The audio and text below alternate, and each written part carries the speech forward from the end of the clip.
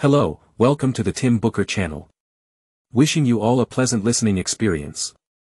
Today, the book I'll be interpreting for you is Creativity. Creativity can be said to be one of the most valued qualities today.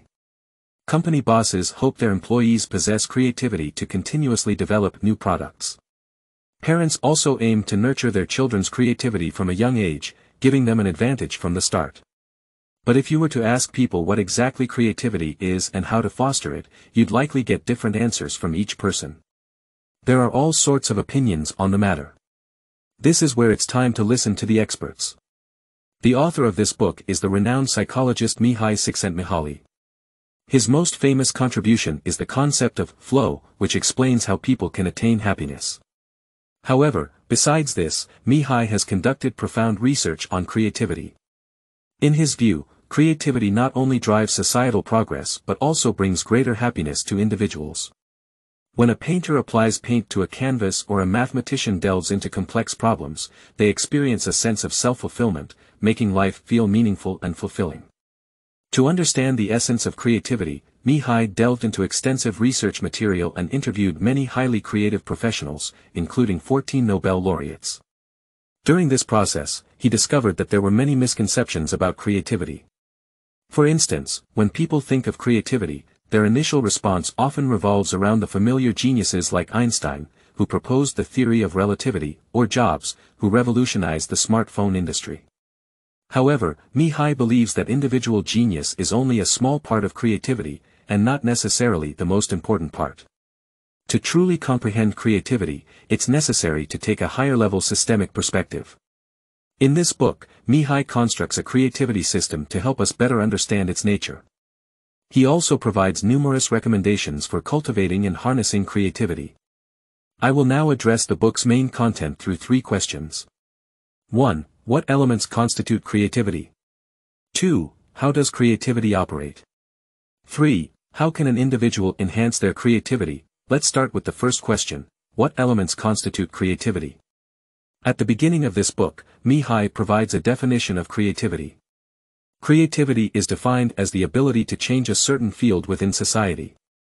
It can manifest as a new idea, action, or object.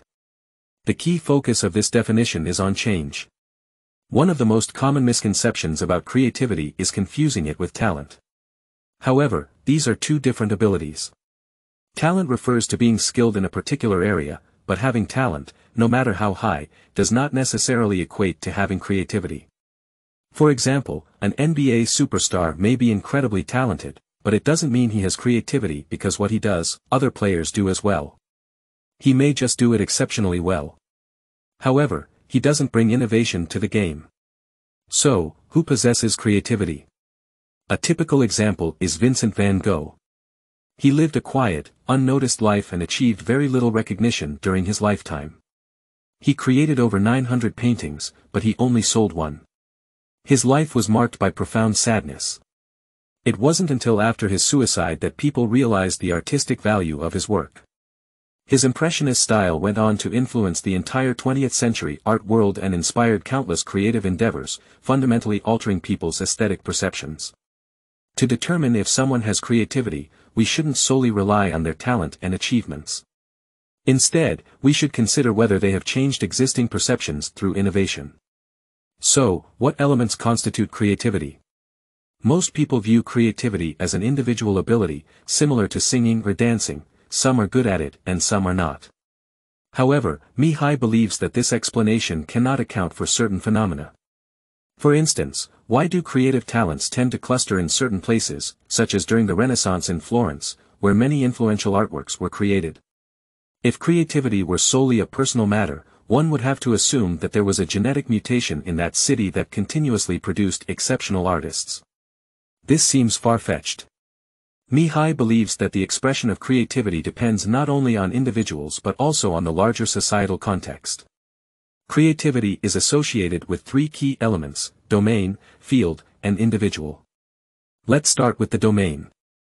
This refers to specialized areas defined by relevant knowledge, such as painting, physics, or law. Each domain has its unique knowledge system. To innovate is to discover new knowledge and change existing domains. For example, Albert Einstein developed the theory of relativity based on the classic physics of Isaac Newton. Different domains have distinct characteristics that affect the expression of creativity. In fields like mathematics and physics, contributors tend to make significant contributions at a young age and find it increasingly difficult to make groundbreaking discoveries as they get older. This is because these domains have rigorous logical structures that demand keen insight and quick responses, making it harder for older individuals to innovate. For instance, even a genius like Einstein completed his major physics innovations before the age of 40. In contrast, fields like art and painting have less structured boundaries, encompassing various schools and styles. Learning art requires significant time and effort, and even if one is innovative, recognition may take a long time, as in the case of Vincent van Gogh. Therefore, developing creativity in the realm of art often requires more time for maturation. Additionally, domain changes and updates can stimulate creativity. During the Renaissance in Florence, the construction of numerous grand churches led to the creation of magnificent paintings on their large domes. These works are considered treasures, significantly impacting later art creation. The reason these works were possible is that architects of that time studied the structures of ancient Roman temples, rediscovering long-lost dome-building techniques. This knowledge allowed artists ample space to depict their ideal works. This serves as an example of how changes in the domain can influence innovation. Now, let's talk about the field.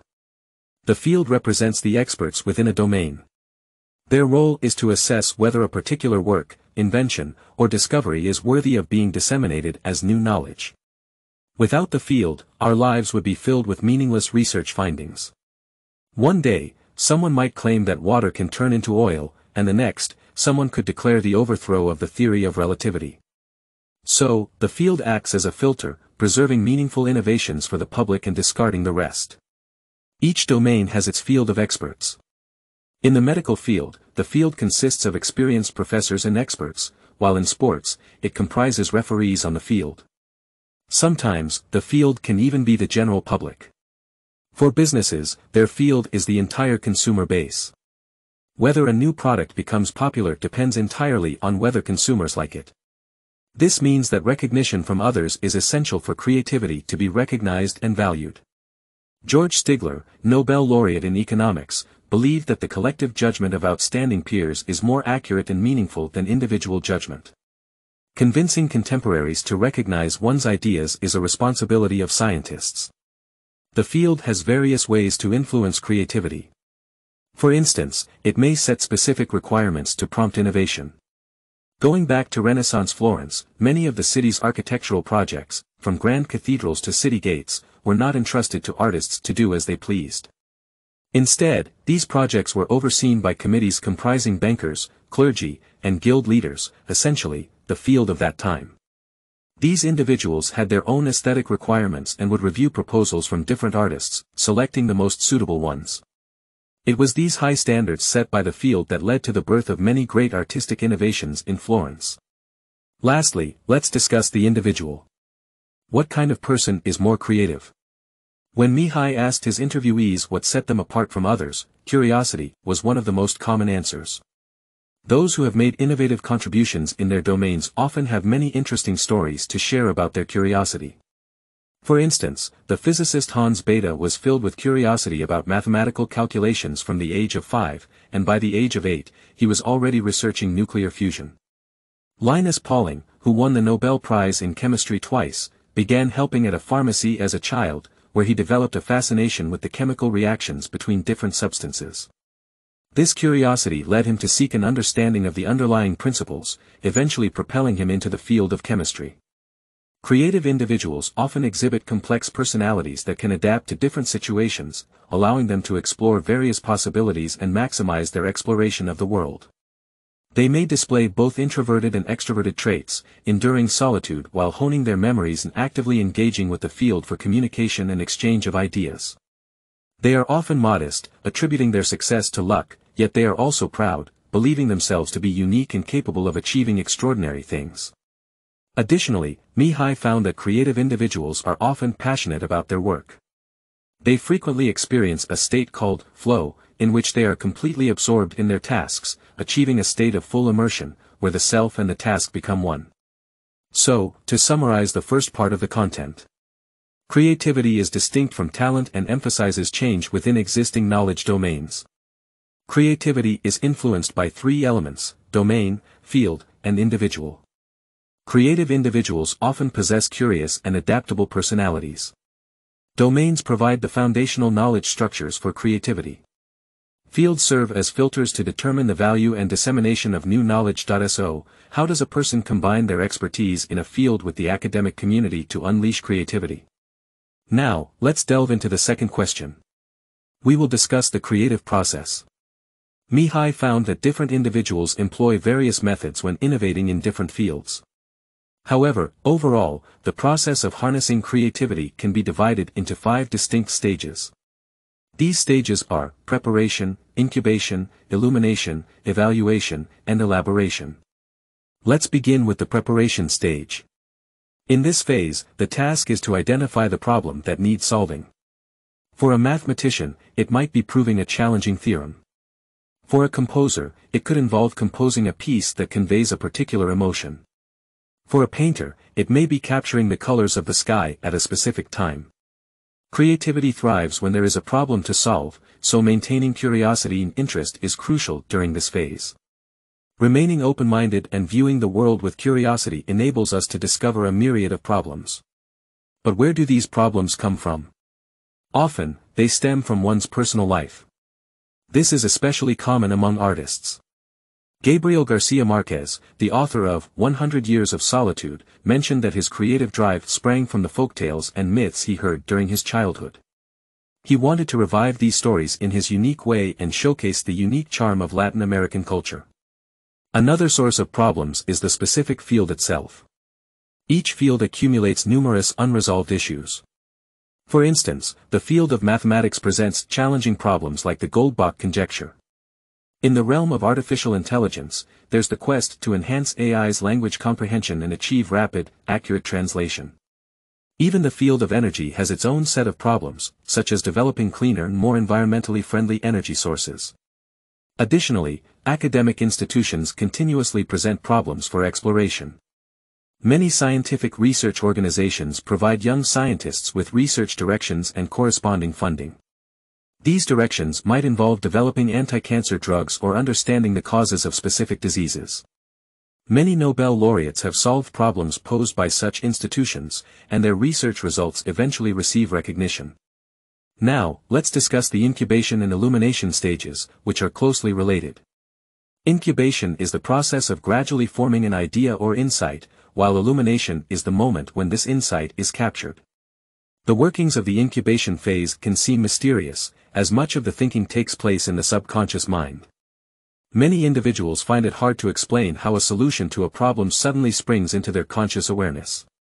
However, those interviewed by Mihai agreed that entrusting the problem to the subconscious and engaging in other activities can facilitate problem solving. Physicist Freeman Dyson once said, "I'm always doing something that I'm not supposed to be doing." This means he's often in a highly creative state when he's idle or doing something unrelated to his work. Similarly, inventor Frank Oppenheimer advised not to sit and attempt to solve a problem actively. He stated that he never came up with solutions by merely sitting and thinking. Instead, insights would often emerge while he was driving, taking a shower, or doing other activities. Cognitive psychology posits that during the incubation phase, the subconscious mind processes existing information. When we consciously try to solve a problem, we often employ conventional thinking. But when our subconscious takes over, rationality ceases to be a hindrance. Our subconscious can freely combine information, leading to more creative ideas. It's essential to clarify that before entrusting a problem to the subconscious, extensive thinking and preparation typically occur.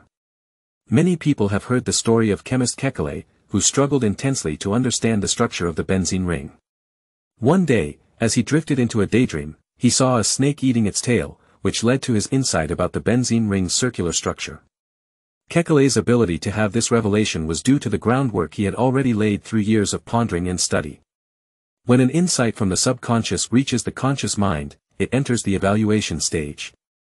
During this phase, the goal is to assess the value of the insight. Scientists perform calculations and experiments to determine whether the insight holds merit. Poets contemplate whether the lines inspired by their insights fit the desired tone of their work. Stepping back and examining the insight with a more objective perspective reveals any shortcomings. Many insights are ultimately discarded during this phase. However, when an insight successfully passes the evaluation, it enters the final stage, elaboration. As Thomas Edison famously stated, genius is 1% inspiration, 99% perspiration. The elaboration stage is often the most time-consuming. Using the example of writing a novel, coming up with an exciting story idea is just the first step. J.K. Rowling, the creator of Harry Potter, conceived the idea for her series when she saw a young boy on a train. She wondered what would happen if this boy were to take a train to a magical school. It took her over a decade to complete the entire Harry Potter series. Mihai advises that, even during the elaboration stage, we should maintain an open mind and stay updated on developments in our field. Other people's new theories or inventions might provide solutions to our problems. Mathematician Andrew Wiles, known for proving Fermat's last theorem, spent a decade on his research. During this time, he also followed other mathematicians' work on the same problem, which provided him with valuable insights. When elaboration is nearing its end, Mihai suggests that we continue to engage with the academic community and seek feedback. This can further enhance the quality of our work. In summary, these 5 stages of creativity, namely preparation, incubation, illumination, evaluation, and elaboration, provide a comprehensive framework for understanding the creative process. While we often hear stories about creative geniuses, these principles can be applied by anyone to solve problems and create innovative solutions. For instance, when facing a creative block at work, taking a break and allowing the subconscious to work on the problem can be helpful. Additionally, collaborating and seeking feedback from colleagues can lead to improved outcomes. Moving on to the third part, let's discuss how to enhance creativity. In his book, Mihai offers several methods, but 2 factors are particularly crucial for individuals: personal choices and self-discovery. Now, I'll focus on these 2 aspects. As mentioned earlier, creativity is influenced by one's field and the academic community. However, at its core, creativity is an individual expression. So, why are some people more creative than others? The answer is complex, involving genetics, educational opportunities, parental influence, and even luck. According to Mihai, personal choices play a significant role. Since the expression of creativity is closely tied to one's field and academic community, the choice of where to live becomes essential from a personal perspective. Why is location so important? There are several reasons. First, the distribution of the latest knowledge within fields is not uniform across regions. While the internet provides access to information worldwide, some areas still experience faster updates and higher density of knowledge. Such places are more conducive to innovative research in related fields. For example, New York is a global hub for the arts, attracting talented artists from around the world. Living there allows you to stay updated on the latest developments in the art world, including popular styles and themes, which can aid your own creative work. Among those interviewed by Mihai, many relocated in pursuit of knowledge. Scientists moved to Cambridge to study physics, while sculptors went to Rome to study casting techniques. Living in these cities also has the advantage of facilitating interactions with peers, sparking inspiration through communication, and fostering an environment conducive to innovation. Secondly, the opportunities to connect with the academic community are closely related to one's location. Areas with a high density of academia tend to have a concentration of authoritative experts, making it easier to achieve outstanding results. The University of Chicago's economics department, for example, boasts more Nobel laureates than most other universities globally. This is because the university initially invested significant resources to attract top scholars. As these masters gathered, more individuals were drawn to the area, creating an excellent research environment that yielded numerous achievements. Therefore, if you aspire to innovate in a particular field, relocating to a city with a concentration of experts and academic activity is a practical approach. The third reason for choosing the right location relates to the environment's impact on inspiration. Chinese poets have historically composed poetry amidst beautiful natural landscapes, while monks have built monasteries in picturesque locations for meditation. Modern high-tech companies also consider aesthetics when designing their buildings. For instance, Apple's new headquarters completed in 2017 includes 80% of its area dedicated to landscaping, featuring thousands of trees, orchards, and gardens. The reason behind this is that the incubation phase, where inspiration is generated, relies heavily on subconscious processing rather than conventional thinking. In this stage, an aesthetically pleasing environment can serve as effective stimuli, invigorating the subconscious and facilitating the generation of novel perspectives and ideas. Many highly creative individuals choose to tackle their most challenging problems in beautiful environments. John Reed, former CEO of Citigroup, faced two critical challenges in his career: forecasting industry prospects, anticipating problems and opportunities, and reforming his company accordingly. He contemplated these issues on a beach in the Caribbean and while sitting in parks in Florence, receiving satisfactory solutions. Having discussed the importance of selecting the right external environment, let's now delve into self-discovery, a key aspect of cultivating creativity. As mentioned earlier, curiosity is the driving force behind creativity. It propels individuals to continually identify problems and explore answers, making it essential to awaken creativity. So, how can curiosity be nurtured? Mihai suggests seeking out things that amaze you every day and attempting to surprise others as well. Record these experiences regularly. In everyday life, new things continually emerge, whether it's a recently opened bakery nearby, a new social app trending among colleagues, or a thought-provoking film sparking discussions. Avoid assuming you already know everything about these phenomena. Drop preconceptions about the world and keep an open mind. This will enable you to experience new things continuously and discover problems worth exploring. Jacob Rabineau, an inventor, perceived every machine as intriguing and enjoyed disassembling and understanding their operation. If you find an area that constantly astonishes you and delve into it, creativity will naturally flourish. Mihai also discovered that most creative individuals keep diaries and take notes. This is to make their curiosity experiences more specific and enduring. Otherwise, the novelty of an experience may fade quickly, and you might forget it. Writing not only helps prevent forgetfulness but is also a form of thinking. Writing naturally demands logical thinking, so when you write, you subconsciously organize and analyze problems, making them more systematic and understandable. After awakening creativity with curiosity, it's essential to protect it by minimizing external distractions. Each person's energy is limited, and innovation is a highly demanding endeavor, requiring careful energy management. Eliminate unnecessary activities. Many people found Albert Einstein's attire peculiar because he always wore the same old sweater and pants. However, for Einstein, conserving energy was paramount, and there was no need to waste it on fashion. You might wonder how this advice aligns with the earlier encouragement to keep an open mind and occasionally change one's appearance. The key is that different stages of creativity have different requirements. When you haven't yet discovered an interesting problem, an open-minded approach and experimentation are beneficial. However, when you've identified a problem to explore, focusing all your limited energy on that goal is the most reasonable course of action. So, how can we put this into practice? Mihai offers 3 key recommendations. 1. Manage your schedule. ****. Each of us has our own biological rhythms. Some people are most productive in the morning, while others come alive late at night. Some may get hungry and lose focus around 11 a.m., while others might need an afternoon snack to stay energized. Therefore, it's essential to schedule your work when you're most in tune with your biological clock to maximize creativity. 2. Make time for reflection and relaxation. ****. While focused work is crucial, it's equally important to take regular breaks to reflect on your progress. As the saying goes, don't forget to look up while you're busy paving the road. Regular reflection provides an opportunity to assess your direction and seek advice from your academic peers, keeping your work on the right track.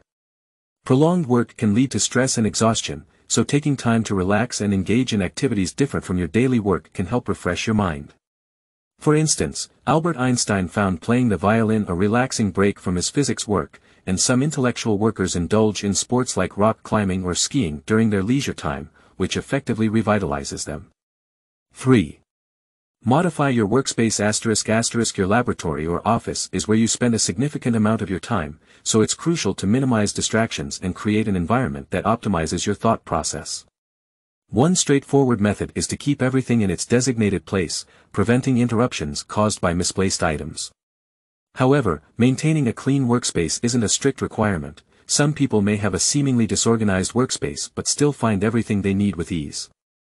Additionally, Personalizing your workspace with meaningful items like favorite books, family photos, or certificates can serve as subtle psychological cues, helping you stay focused and preventing attention drift.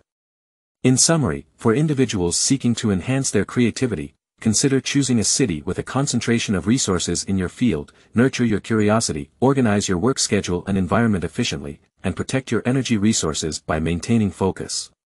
That concludes the book's main points. Let's recap the key takeaways. 1. Creativity involves three key elements: the field, the academic community, and the individual. Innovation is complete when an individual's work gains recognition in the academic community and contributes to the field. 2. The external factors of the field and the academic community can influence creativity in various ways and must be considered in the study of creativity. 3. Creativity operates in 5 stages: preparation, incubation, insight, evaluation, and elaboration. These stages form the creative process. 4. To enhance personal creativity, choose a city that offers abundant resources, maintain a curious mindset, and explore fields and problems that interest you. Once you've determined your direction, focus your attention and resources efficiently to maximize your creative potential. Thank you for listening. Congratulations on completing another book, and thank you for your support and attention. Please subscribe to the Tim Booker channel, like this video, and share this valuable knowledge with your friends. Let's combine wisdom and practice to achieve our financial goals and create a brighter future. Thank you, and goodbye.